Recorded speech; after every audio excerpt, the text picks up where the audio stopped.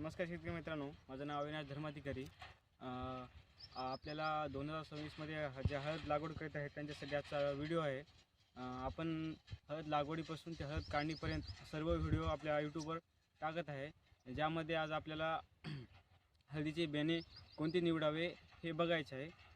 आपल्याला हळदीचे बेणे जे आहे, बरेच लोकांना प्रश्न पडतात की हळदीमध्ये आपला बंडा लावायचा की शेंग लावायची.